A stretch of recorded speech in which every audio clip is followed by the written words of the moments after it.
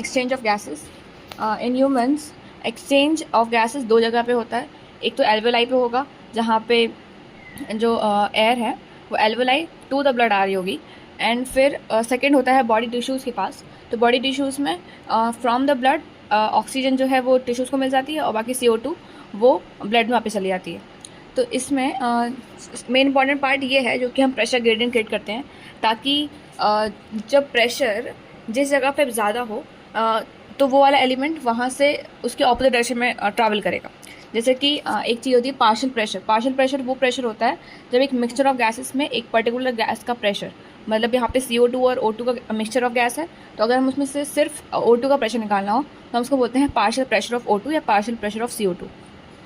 तो इस हिसाब से एल्वेओलाई का अगर हम देखें, ये सारे डेटा याद करने होते हैं तो ये इंपॉर्टेंट है। एल्वेओलाई में partial pressure of O2 is 104 mmHg and partial pressure of CO2 is 40 mmHg।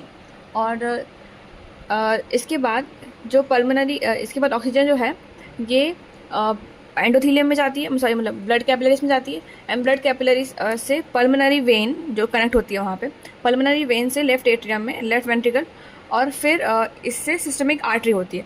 तो सिस्टमिक आर्टरी मतलब जो आर्टरी पूरे बॉडी टिश्यूज़ को ब्लड सप्लाई कर रही होती है। सिस्टमिक आर्टरी का प्रेशर कुछ ऐसा होता है, PO2 is 95 mmHg, PCO2 is 40 mmHg। उसके बाद बॉडी टिश्यूज़ पे ये जो 95 mmHg वाली जो, मतलब इसमें हम अगर देखें तो PO2 और PCO2 में से PO2 ज़्यादा है, तो PO2 और बॉडी टिश्यूज़ में जाएगी, और बॉडी टिश्यूज़ के पास PCO2 ज़्यादा होती है, तो बॉडी टिश्यूज़ PCO2 ब्लड को देते हैं। अब बन जाता है डीऑक्सीजनेटेड ब्लड, क्योंकि ऑक्सीजन की मात्रा कम हो गई है। अब हम जब देखेंगे सिस्टमिक वेन में, सिस्टमिक वेन का काम है डीऑक्सीजनेटेड ब्लड को हार्ट की तरफ लाना।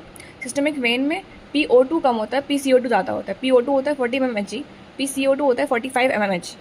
तो अब ये सिस्टमिक वेन लेफ्ट एट्रियम में जाएगी और लेफ्ट वेंट्रिकल से फिर पल्मोनरी आर्टरी के थ्रू ये डीऑक्सीजनेटेड ब्लड को हमें ऑक्सीजनेट करना है।